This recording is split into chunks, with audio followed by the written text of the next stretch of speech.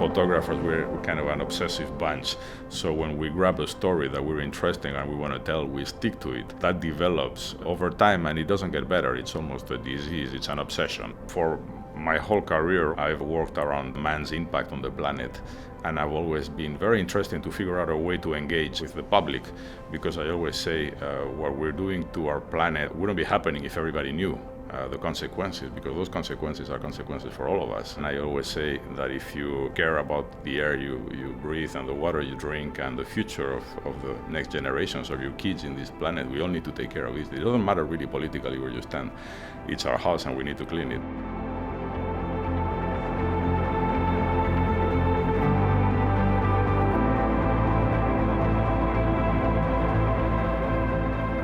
I do a lot of aerial photography, the majority of the time from small airplanes because it is cheaper than renting a helicopter.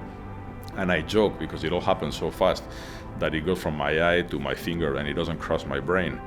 That I've developed, I guess, almost a sixth sense over the years. And if I want to catch a certain scene that's particularly a small scene, the plane is doing 100 and something knots an hour.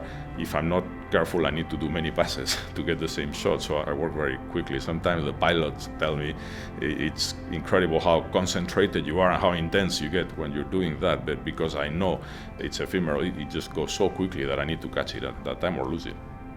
Being up in the air and taking some separation from the ground, I feel I can explain and express more what's happening, and it's easier for people to understand the problem when you see the scale of the problem.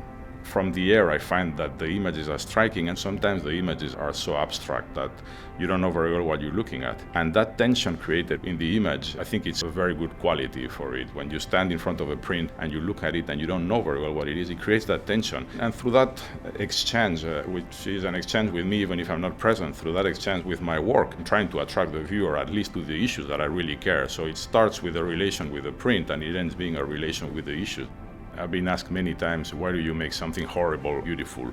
And originally that was not my intention, but after shooting a big project, when I do my final edit, I started to go towards images that I find more appealing. The more traditional photojournalism, classical way of producing the work, I find they're harsher to look at and people are not so interested, unfortunately. And I think it's very important work that needs to be done, but more and more people want the easy image or the image that's appealing and that's more pleasant. It became almost an involuntary trick. I feel I can attract people's interest that sometimes are not interested at all in talking about what I want to talk. So I had people saying, oh wow, this is beautiful. What is it? Well, it's an oil spill. What? And well, at least I got their attention for a little bit. And I think that's something very powerful in photography. The galleries tell me that people enter and come and say, no, these are not photographs, they're paintings. And I take that as a compliment, but definitely it's confusing. And I play a bit with that confusion.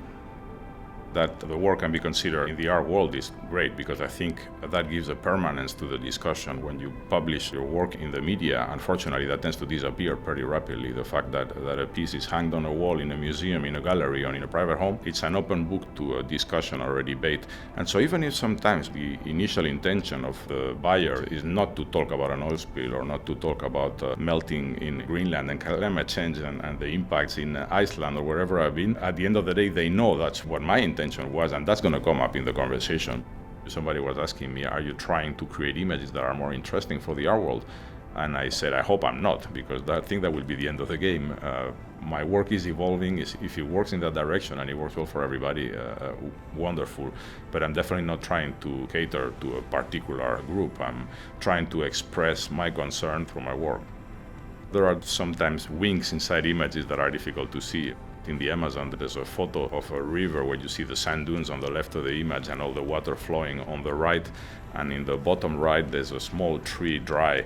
If I don't point it, it's very difficult to see unless you're looking at a large print. And when people look at that image, they don't have at all a sense of scale. But through that little wink there, you get suddenly attracted to what it is. Many images are a bit confusing. There's a piece of the Tonga rainforest in a river, but the water is so calm that the clouds are reflected in the water, and you don't know what you're looking at. You need to think a little bit about that. More recently in Iceland or in Greenland, there are many images that are so abstract that they could be macro photography. They could be a pond or a piece of ice on the ground, or sometimes people don't believe they're taken from the air.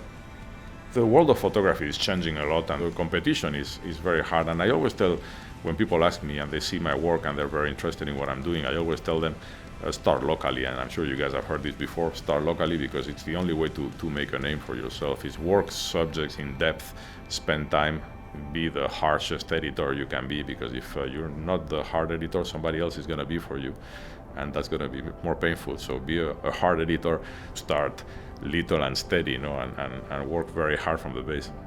We've been seeing many examples of photographers that keep going against all obstacles without any funding, with very little funding, without any interest in the market for what they were doing, without any interest in the publishing world. But I guess you develop also a thick skin, because you have such a strong, intimate relation with your project and your subject, and you care about it, and so you want to share that. And if the world is not interested at that time, they will be, hopefully. Many years ago, I had a director of photography of National Geographic that told me, Daniel, you've been very clever because you've been working in issues that everybody's interested now. And I said, well, I'm very sorry to disappoint you. I've been doing this for 25 years, and I'm glad somebody's paying attention finally.